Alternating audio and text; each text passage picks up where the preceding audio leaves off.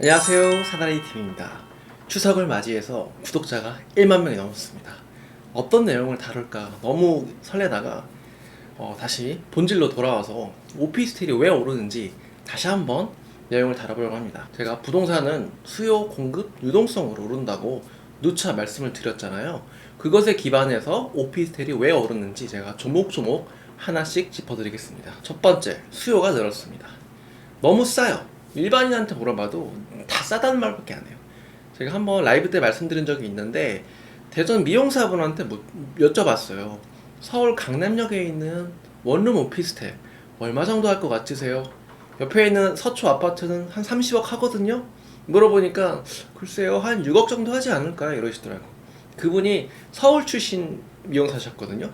그럼에도 불구하고 너무 싸 보이는 거예요. 왜냐면 실제 원룸 오피스텔은 2억 5천밖에 안 하거든요. 그러니까 일반인한테 물어봐도 그만큼 저평가라는 거고, 이렇게 저렴한 이유는 정책적인 이유로 하락했기 때문이에요. 지금 땅값도 안 되는 가격에 거래되고 있습니다. 제가 주로 예시를 드는 선릉역에 있는 역삼 SK, 그 보면은 앞에 있는 건물에 비해서 반의 반값에 거래되고 있어요, 오피스텔이.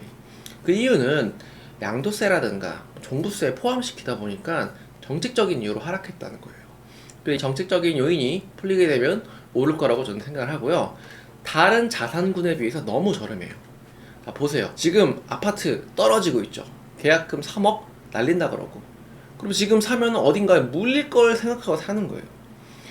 지금 투자할 만한 아파트는 공시가격 1억 이하 중소도시 아파트밖에 없어요. 거기에 물리면 마음이 불편하죠. 내가 태어나서 가본 적도 없어. 화순군 어딘지 아세요? 모르죠.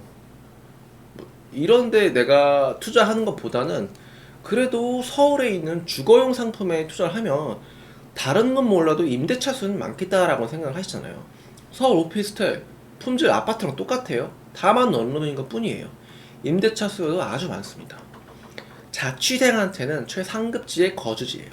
빌라도 저는 소액 투자가 가능하고 저렴하다고 생각을 하는데, 문제는 취득세 때문에, 이건 주택이잖아요. 심지어 종부세에도 포함되니까.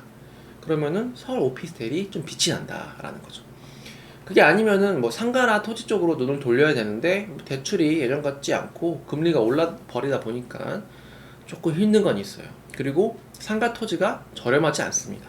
2배씩 올랐습니다. 그럼 우리가 어디에 물릴 것인가에 지금 싸움인 거예요. 결정적으로 주택 규제가 심해서 투자가 어렵습니다. 법인 다주택자 제일 힘든 게 뭐예요? 취득세 13%. 이건 어떻게 할 수가 없습니다. 그 다음에 종부세 사실상 7.2%죠. 그리고 주택세 포함돼서 양도세도 중과되고. 그렇다고 해서 뭐 대출이 좋은 것도 아니에요. 주택은 DSR 본다, DTI 본다. 전세 대출만 안 보죠. 그러니까 제가 오피스텔을 투자했던 이유는 주택을 투자하고 싶어. 왜냐면 주택이 전세 대출이 있으니까. 근데 대출 이런 거 상관없고 규제 없었으면 좋겠어. 그게 오피스텔이라는 거죠. 규제 프리, 전세 레버리지 90%. 이 전세는 DSR, DTI 안 된다. 더군다나 이건 임차인의 대출이지 내가 내는 이자랑은 상관없다. 서울의 실수요는 항상 많았어요. 1인 가구는 매년 증가하고요. 서울 오피스텔은 젊은 실거주 수요가 많습니다. 그 이유는 서울은 경기도랑 다르게 슈퍼스타 도시예요. 슈퍼스타. 교육, 대학교가 있죠. 대학교에 있으면 뭐 연애도 하고 좀 문화도 즐기고, 대학교 졸업하면 서울에서 직장 잡죠. 결혼하고 이혼하죠. 이혼하면 어쨌든 혼자 살게 되니까. 또는 비혼주의자들, 이런 사람들이 다 서울에 눌러붙으려고 하니까 1인 가구는 매년 증가했어요. 뭐 그럼에도 불구하고 오피스텔은 대부분이 사실은 투자 수요로 움직입니다. 그래서 제가 앞서서 투자하기 매력적이다 라고 말씀을 드린 거예요. 그렇지만 실수요도 오피스텔을 조금씩 쳐다보고 있는 걸 저는 느낍니다. 실수요자 구독자분들이 저한테 연락을 많이 주시거든요. 두 번째로 공급 측면에서 한번 보겠습니다. 공급이 줄어들고 있습니다. 자, 입주 물량 보세요. 수도권 지역별 오피스텔 입주 예정 물량 바닥을 기고 있죠. 입주 물량이 누적해서 줄어들었어요. 오피는 제가 과거 데이터를 봤을 때 입주 물량과 상관관계가 매우 높아요. 2012년도부터 오피스텔 가격이 팍 꺾이는데 오피스텔 자체 입주 물량도 늘어나지만 도시형 생활주택의 입주도 엄청나게 늘어나거든요. 그래서 팍 꺾이게 됩니다. 아무래도 투자 수요로 움직이다 보니까 공급에 좀 취약한 것 같다는 생각이 들었어요. 그 다음에 매도 물량이 줄어들고 있습니다. 그동안은 주택수에 포함시켰기 때문에 정책적인 요인으로 하락했다면 윤석열 정부 들어서 소형 면적의 주택수를 제외한다는 정책이 포함됐어요. 이게 지금 확실한 건 아무것도 없어요. 그 100대 과제인가 거기에 포함됐기 때문에 제 현장에서 느끼기로는 당선 이후부터는 확실한 상승세예요. 제가 부동산 소장님한테 전화해보면 다 5월달부터 매수 문의가 많았다라고 하시더라고요. 그래서 그때부터 매도자들이 매물을 거두거나 호가를 올리더라고요. 그리고 신축 공급이 힘들어집니다. 오피스텔도 아파트와 마찬가지로 토지와 건축물로 이루어져 있죠. 땅값이랑 건축비를 보면은 하이엔드 분양가가 고개가 끄덕여져요.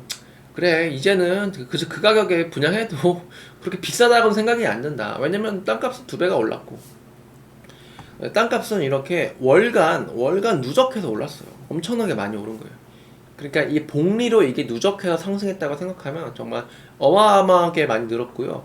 2018년도부터 유동성이 늘어나면서 토지가 정말 많이 올랐습니다. 그런데 건축비까지 지금 우크라이나 전쟁 때문에 늘어났죠.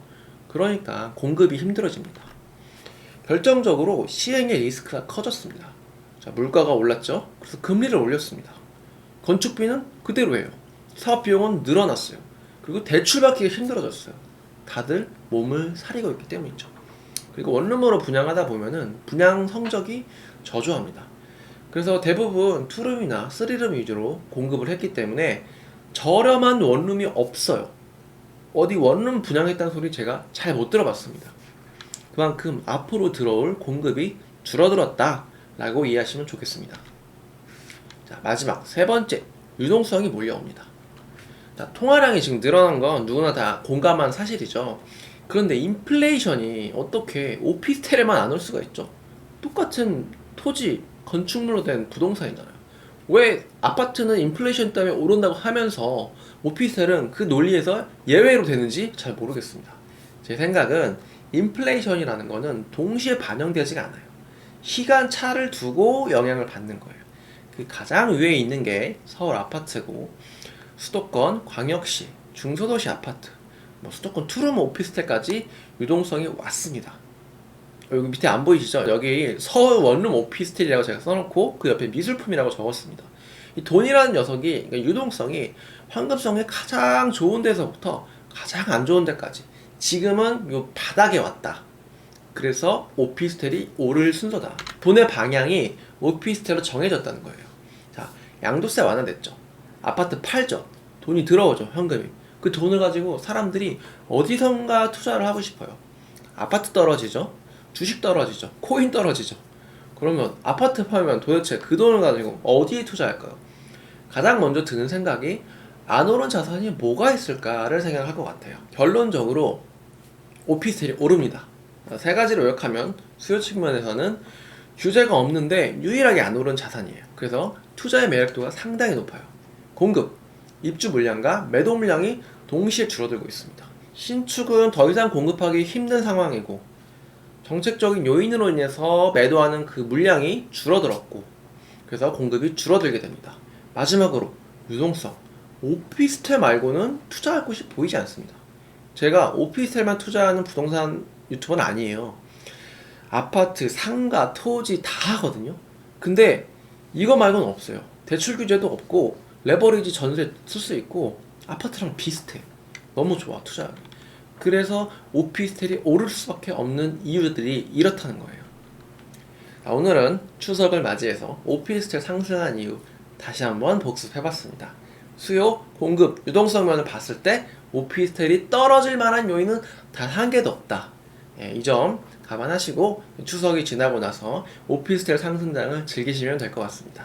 오늘 내용은 여기까지고, 내용이 유익하셨다면 구독, 좋아요, 알림 설정 부탁드립니다. 감사합니다.